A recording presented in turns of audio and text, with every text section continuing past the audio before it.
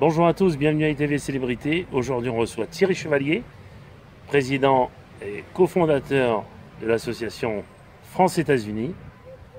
Christian, tu nous en parles. Et c'est sa passion pour les États-Unis qui va faire se développer encore plus cette association, car il en parle tout le temps, de tous les sujets, que ce soit politique, militaire ou autre, puisque la Côte d'Azur a une histoire très longue et très forte avec les États-Unis.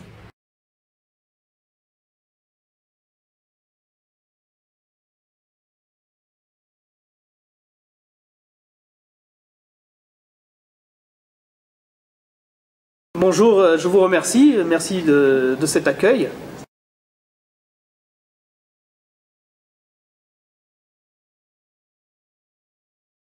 Formation écolière, j'ai un bac avec un BTS assistant de direction également. Je suis professionnel dans le domaine paramédical, profession hospitalière. Je suis ancien pompier également. Voilà un petit peu parcours. Et puis beaucoup d'autres choses, mais je ne vais pas vous détailler mon CV. Voilà.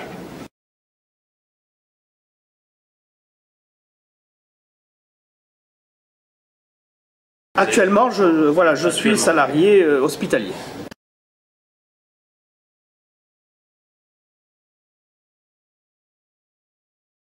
Les États-Unis, c'est une passion, c'est devenu une passion chez moi. D'abord, c'est familial, c'est de famille, c'est la Seconde Guerre mondiale.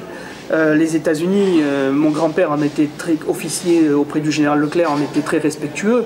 Parce qu'ils ont rééquipé l'armée française, il ne faut pas oublier, la 2e DB, les victoires de la 2e DB sont dues au matériel américain et à cet effort de guerre. C'est aussi toujours dans ma famille, puisque mon oncle François Corso a importé en France le baseball, qui n'existait pas à l'époque. Et le baseball à Nice en est d'ailleurs devenu une très très grande et très belle, équipe. C'est aussi des fréquentations depuis petit avec l'US Navy et nombreux officiers. C'est également par mon père sur Monaco où j'ai eu la chance d'être toujours présent chaque fois qu'il y a eu les escales américaines en principauté de Monaco essentiellement. Ça a été également dans le cadre de mon ancien mandat d'élu où j'ai représenté mon député maire sur des bâtiments de l'US Navy qui étaient en escale à Villefranche. Donc c'est une histoire qui n'est pas nouvelle, c'est après une consécration, c'est-à-dire après le 11 septembre 2001 où j'ai aidé effectivement dans l'organisation de cérémonies en mémoire aux victimes et aux États-Unis. Et c'est là que tout a été déclenché. Je suis rentré dans des associations américaines, puis France-États-Unis Nice qui était encore à l'époque une belle association. Puis voilà, il est arrivé mars 2012 où on m'a proposé de créer France-États-Unis, d'abord à l'est du département, chose qui a été faite donc au 5 décembre 2012. Puis France-États-Unis, nous avons eu tout le département en juin 2014, ainsi que la Principauté de Monaco récemment, où nous sommes une association française qui œuvre en Principauté de Monaco.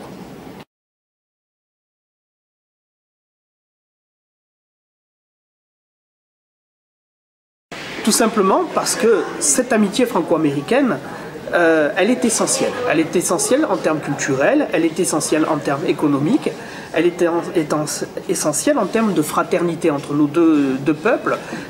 Parce que je dis toujours que les États-Unis, c'est l'histoire de la France et que l'histoire de France, c'est l'histoire des États-Unis également. On est en lien. Et aujourd'hui, il importait de mieux faire connaître en France les traditions, les États-Unis, parce qu'on entend encore beaucoup de choses qui ne sont pas toujours exactes. Et donc ça faisait partie de cet échange-là, mais c'est aussi mieux faire connaître la France aux Américains, comme par exemple quand on a reçu le Knox College, cette belle université américaine, où nous leur avons présenté les traditions locales, la cuisine locale également, qui sortait de ce qu'ils auraient pu penser de la France, et d'avoir le meilleur accueil possible qui soit. Oui, parce que souvent les Américains sont très décriés. Alors que c'est quand même grâce à eux qu'on a remporté la plupart des guerres. Vous savez, faut pas l'oublier. Voilà, quand vous êtes première puissance mondiale aujourd'hui et première puissance économique, forcément, ça ne plaît pas à tout le monde. Forcément, il y a des choses qui sont peut-être pas très appréciées. Mais les Américains aiment beaucoup les Français. Et pas seulement la France. Mais là, je trouve que quelquefois, les Français ne le rendent pas bien. Moi aussi. Je trouve qu'il y a beaucoup de dédain dans tout ça. Alors que l'Amérique, même si c'est à chaque fois la première puissance mondiale, il faut oublier qu'à chaque fois, ils ont été là au bon moment. Exactement, exactement.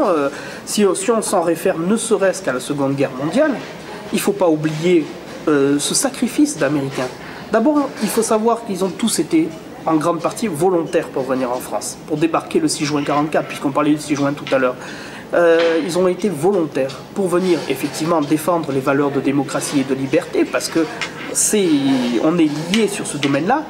Mais c'est aussi et surtout parce qu'il ne faut pas l'oublier, et les vétérans vous le disent encore, c'est l'amour de la France. La France, ça les faisait rêver. La France, c'était ce pays lointain, c'était leurs cousins, c'était voilà. Et aujourd'hui, beaucoup d'ailleurs vivent en France aussi. Il ne faut pas l'oublier par amour de notre nation. Espérons que Trump ne gâchera pas tout ça. Malheureusement, sur le plan politique, vous savez que je ne prends pas de position politique, mais la seule chose, c'est que l'amitié perdurera au-delà de qui que ça soit. L'amitié, vous savez, rien n'arrête l'amitié. L'amitié est beaucoup plus forte que le reste.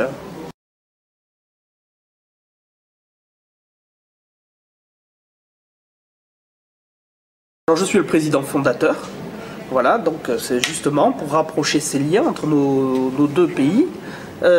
J'ai créé cette association avec une très belle équipe d'ailleurs, beaucoup de jeunes, et bon, des moins jeunes également bien sûr, hein, mais c'est ce qui nous caractérise aussi d'avoir beaucoup de jeunes, d'avoir une délégation à la jeunesse, ce qu'on appelle le France-États-Unis jeune, où là maintenant nous allons vraiment établir, puisque nous sommes à peine à notre 4e année d'existence, où nous allons vraiment établir cette vraie section avec vraiment au sein de France-États-Unis French Riviera, mais cette dépendance, cette section voilà, au niveau donc des propositions des jeunes, parce que France-États-Unis, c'est aujourd'hui pour demain, on construit pour l'avenir aussi, pour nos jeunes générations, pour perpétuer ces relations, ces traditions, cette amitié qui est indéfectible.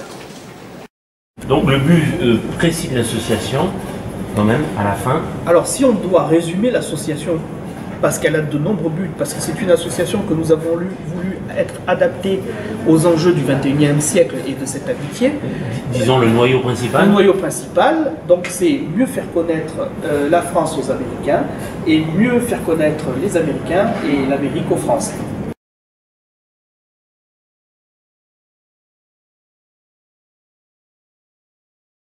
Les manifestations, disons, purement internes à l'association, entre membres, des déjeuners, des rencontres, mais on va jusqu'à des événements publics, notamment les journées de l'Independence Day que nous avons fait en 2015-2016, où nous avons présenté les événements qu'il y a aux États-Unis à l'occasion de la fête nationale.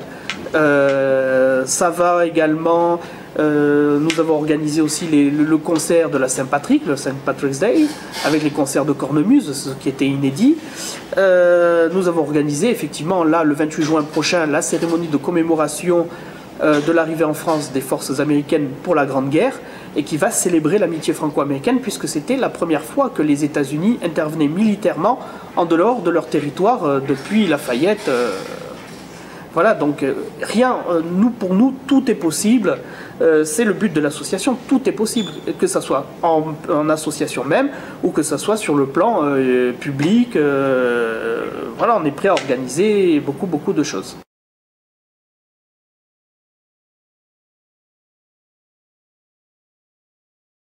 Aux États-Unis, nous, on est en relation effectivement avec plusieurs villes. Nous avons une bonne relation avec la mairie de New York également. Mais pour l'instant, sur le plan de parrainage, comme on a tout le département, bon, si on nous appelle pour aider dans le cadre d'un parrainage, effectivement, nous serons là. Mais actuellement, nous n'avons pas de parrainage particulier. Voilà, il existe des comités de parrainage, nous les laissons faire. Malheureusement, certains ne vivent pas. Et un parrainage doit être public. Le parrainage, c'est d'abord entre une municipalité qui est l'officiel, local, française et américain. Et c'est à ce niveau-là que ça doit être signé avec France-États-Unis, qui est l'association officielle. Et à ce moment-là, effectivement, le parrainage doit profiter à tout le monde. Et l'autre jour, je parlais de la mairie de Beausoleil qui, avec son parrainage ALBA, qui est un exemple, puisque ce parrainage est vraiment public et c'est tout le public qui en profite aujourd'hui. Mais bien sûr, un parrainage nécessite aussi des budgets et peut-être en ce moment, malgré la volonté des municipalités, les budgets ne peuvent pas toujours être au rendez-vous.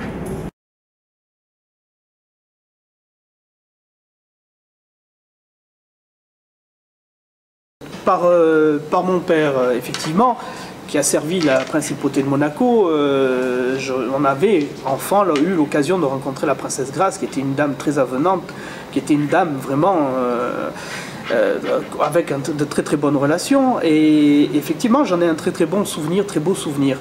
Et en plus, à Menton, à l'époque où il y avait un France-États-Unis, Menton, elle en était la présidente d'honneur particulièrement active, malgré ses charges souveraines. Quand on connaît le poids des charges souveraines et quand on connaît aujourd'hui les témoignages locaux de son implication, effectivement, c'est un très beau souvenir. Et Grace Kelly, princesse Grace de Monaco, est toujours dans nos cœurs, elle est toujours dans nos esprits, et nous ne manquerons pas de la mentionner, de rappeler effectivement son dévouement pour France-États-Unis, Menton de l'époque.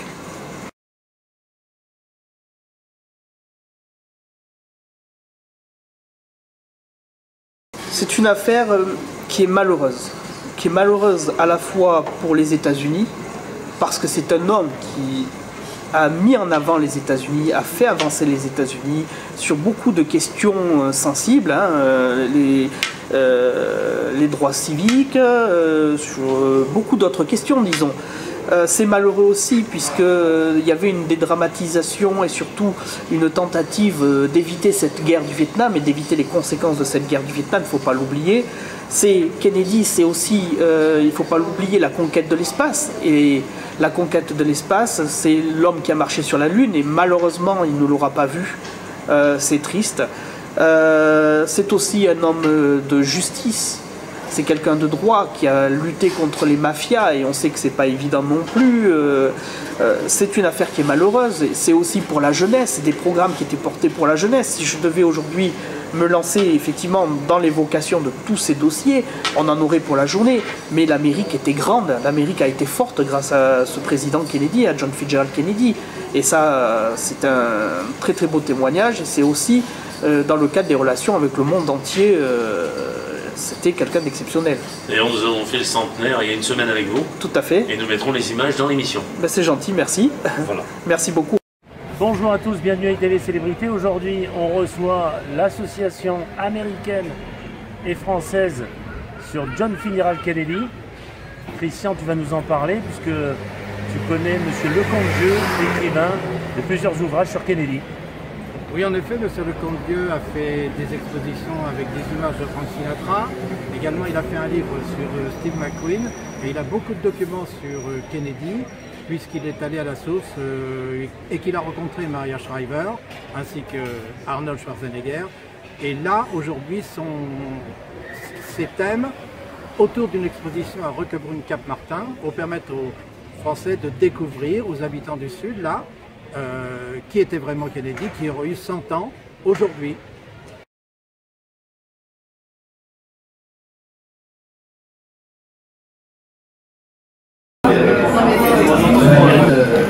De la Navy, qui est actuellement en poste. Lucas étant un passionné, c'est lui qui a quand même installé tout ça ce matin. Voilà, moi j'ai fait que le président, je suis arrivé à la fin. Voilà. Alors, merci Lucas, merci Lucas. Ferré également, voilà. Plein de petits objets, et notamment cette photo officielle qui est ici. Cette photo officielle, eh bien, c'était en 2000-2001 quand j'ai rencontré à l'époque Frédéric Leconte-Dieu. J'étais un jeune élu et nous étions une délégation d'élus accompagnant le député maire de Menton. Naturellement, j'ai oublié une chose.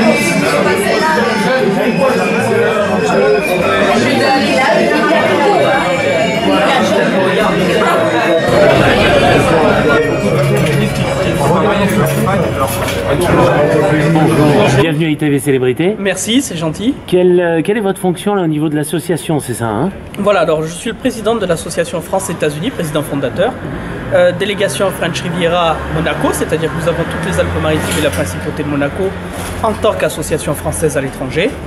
C'est de l'association officielle d'amitié entre la France et les États-Unis, où effectivement, à la fois pour résumer, disons, nos objectifs, c'est mieux faire connaître la France aux Américains et mieux faire connaître les États-Unis aux Français, voilà, dans un cadre d'échange culturel échange patriotique, échange culturel, échange au titre des anciens combattants. combattants. On parle surtout de John Fitzgerald Kennedy.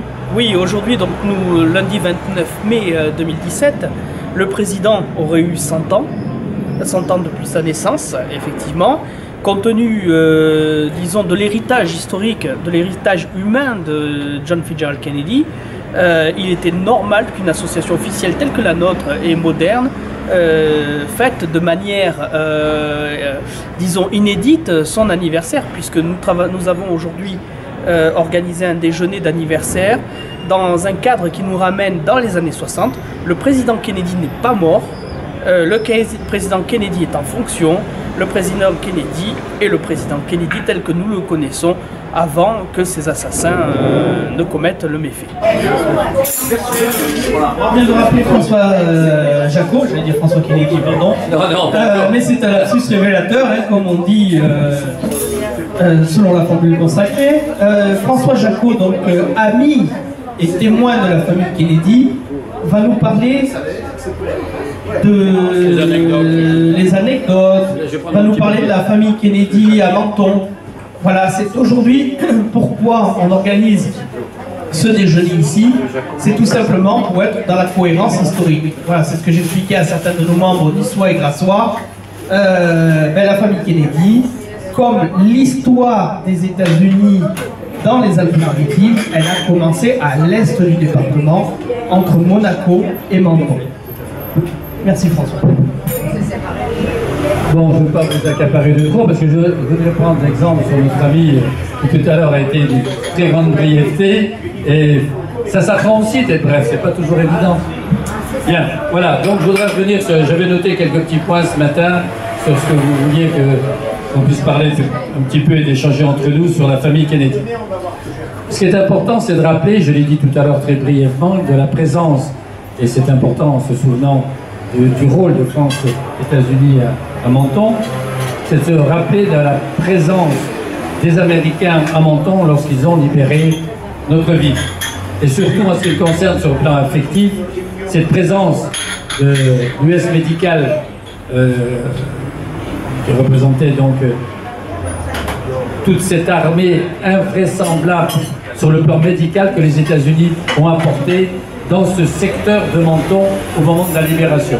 Et comme j'ai dit tout à l'heure, au niveau de Barrican-Alphand, donc je voulais le rappeler et surtout le rendre une fois de plus hommage. Alors, la fondation Barrican-Alphand avec la famille Kennedy, c'est de ça un petit peu que votre président m'avait demandé de parler un petit peu. Il est vrai que les relations étaient faciles dans la mesure où nous avions à Barrican-Alphand un partenariat très particulier avec la principauté de Monaco, jusqu'à l'époque où avec Mme Grouzel, nous dirigeons ensemble la fondation. Nous avions passé un partenariat et la principauté de Monaco, à la demande de la princesse Grace, qui était donc américaine, avait acheté, on l'oublie toujours un petit peu, mais vous voyez passer le bus tous les matins, les Mentonnais, de la MAPI, vous le voyez toujours à heure régulière, 8h30, 4h30. La principauté de Monaco a acheté 10 lits, et propriétaire de 10 lits de la fondation Barrican-Alphand. Et la princesse Grace, ce jour-là, avait fait un chèque plus que conséquent, puisque quand vous visitez Barrican-Alphand, vous savez que nous avons, nous, une petite piscine couverte qui a été intégralement payée par la princesse Grace. Voilà, nous avait fait un chèque pour qu'on construise ce bâtiment, de façon à ce que l'hydrothérapie, qui a été un élément essentiel dans la rééducation des enfants à Barrican-Alphand, on puisse avoir notre propre piscine. Donc, je voulais rappeler donc, que la princesse Grace avait toujours été très généreuse, et je fais le lien.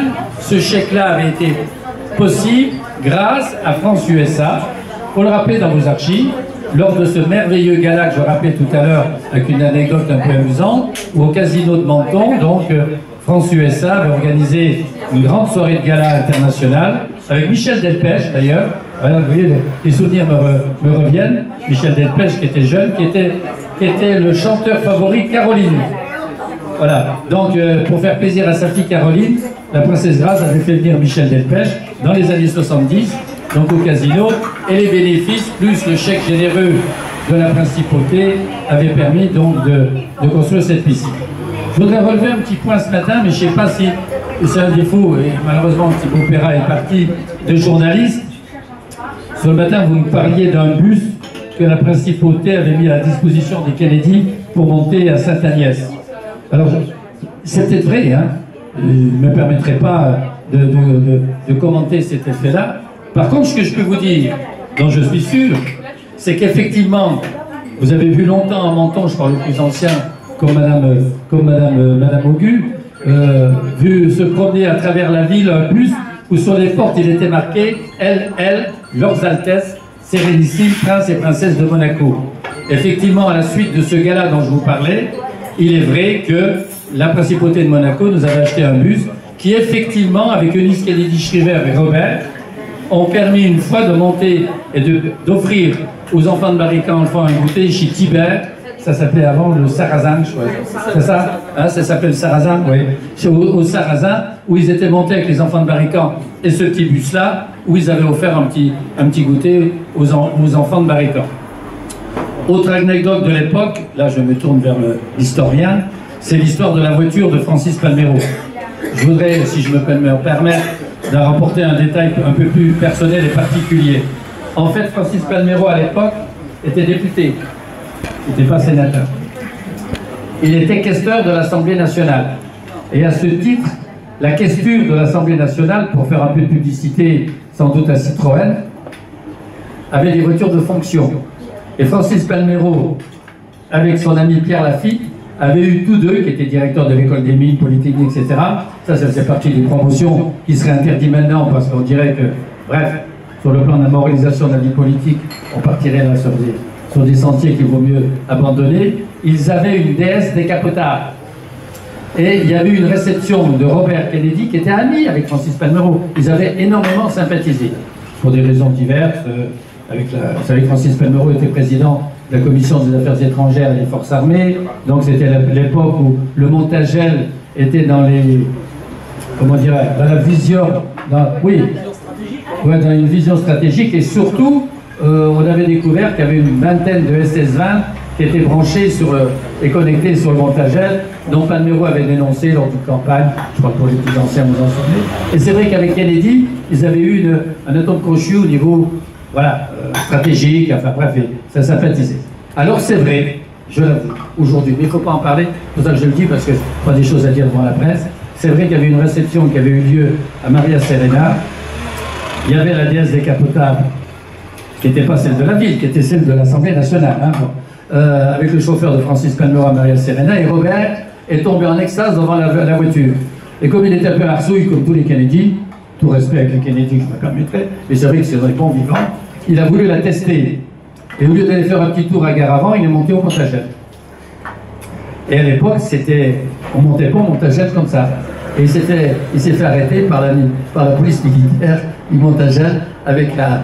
Alors en fait, il avait emprunté, on va dire, historiquement, disons qu'il avait emprunté la voiture de Francis Palmero pour les faire une petite virée avec, on en restera là. Enfin, c'est très sympathique parce que ça montrait un petit peu le côté des Kennedy qui étaient comme ça, des grands gosses en fait.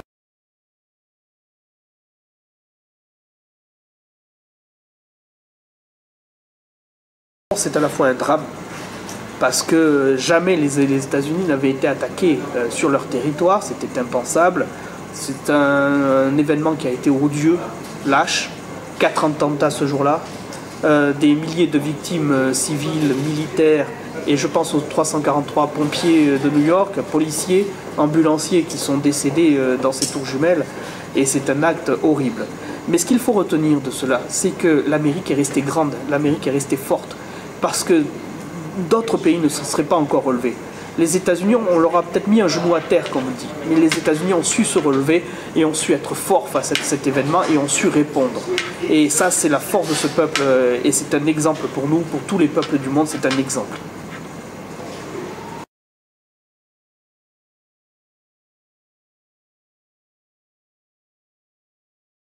Bien sûr, tout le monde est le bienvenu dès lors que vous êtes passionné par les relations entre la France et les États-Unis, dès lors que, par exemple, pour des Français comme moi, on a envie de mieux faire connaître son pays, on a envie de montrer toutes les qualités de la France, tout ce qu'on peut faire, et effectivement, tout le monde est le bienvenu.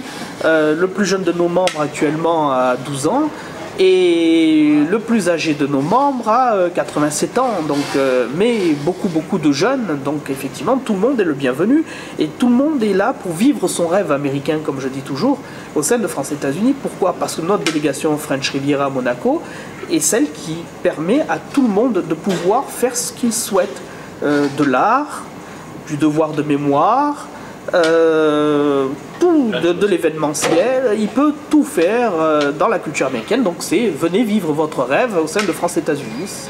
La cotisation, pas très cher. Alors cotisation, il y a plusieurs tarifs qui sont adaptés, bien sûr, il y a des tarifs pour les entreprises, puisque les entreprises peuvent participer, d'ailleurs c'est depuis la loi de novembre 2015, il faut rappeler que c'est déductible des impôts sur les sociétés et auprès des particuliers au niveau des dons, bien sûr. Au niveau des adhésions, les adhésions sont effectivement à des tarifs qui répondent, disons, au niveau de vie correct des gens, ce qui nous permet d'être populaires, de pouvoir faire entrer le plus grand nombre de personnes. Nous avons des tarifs adaptés pour les jeunes également, parce que quand on est jeune, on n'a pas beaucoup d'argent, donc voilà, dans un principe d'équité, il y a une adhésion, mais cette adhésion est modérée.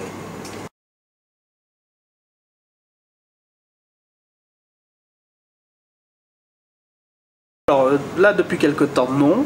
Mais effectivement, nous sommes en train, et nous l'avons évoqué hier avec nos amis de Toulon et de France-États-Unis Marseille, d'organiser effectivement un grand voyage en commun, un projet aux États-Unis, d'autant plus que nous sommes invités dans beaucoup d'endroits, et également eux aussi, et donc puisque nous sommes les trois associations de la façade méditerranéenne les plus actives et qui ont le plus de membres, qui sont dans l'action au quotidien. Et effectivement, oui, nous avons des projets sur ce plan-là. Donc ce serait plutôt New York à la base, hein? Alors, ça peut être Washington aussi, hein? Oui, ça peut être Washington, New York, Norfolk, on est notamment à la base navale américaine. Ça peut être, nous avons, disons, beaucoup d'invitations à ce jour. Et nous avons beaucoup de hautes personnalités qui, effectivement, sont là américaines, qui sont là pour nous aider et nous accueillir sur le territoire.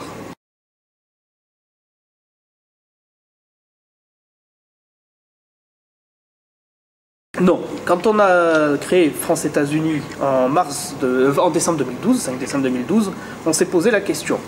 Alors quand vous avez une association, c'est comme une entreprise en développement, puisque moi je considère que j'ai une entreprise aujourd'hui avec des hommes, avec des objectifs, avec des moyens financiers, des moyens confiés également par des municipalités.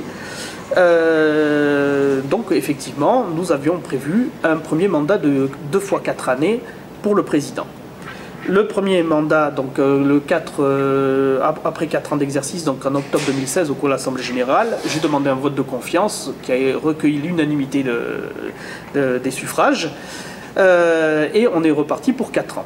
Maintenant, dans 4 ans, en octobre 2020, effectivement, je remettrai en jeu mon mandat. Alors, est-ce que j'arrêterai? Je ne sais pas. Est-ce qu'il y aura... Mais ce que je ne veux pas, c'est reproduire ce qui s'est fait ailleurs, c'est-à-dire que l'association, c'est pas pour moi. Ça me fait plaisir, je me fais plaisir aussi, parce que sinon je ne serais pas là. Mais je pense qu'au bout d'un moment, quand on est trop, disons, dans une fonction, on finit par s'user, on finit par entrer dans le quotidien, dans la banalité, et puis finalement on se demande encore si on a envie, mais sans s'en rendre compte, et puis on gêne peut-être aussi des nouvelles initiatives. On aura peut-être des gens qui seront très bien pour prendre cette fonction de président et prendre le relais justement. Et à partir du moment où une association elle est créée et qu'elle est portée, il est inadmissible qu'elle puisse revenir en arrière, et je suis désolé, pour faire le ménage à France-États-Unis, je regrette que des présidents qui ont été de grands présidents n'ont pas su transmettre le relais à des plus jeunes pour faire vivre cette association. Voilà, c'est une association officielle, on ne peut plus revenir en arrière. Et donc il faut préparer l'avenir. Et moi, l'avenir, je le prépare aujourd'hui avec mes collaborateurs sur, disons, sur la délégation à la jeunesse qui prendra le relais dans les années à venir.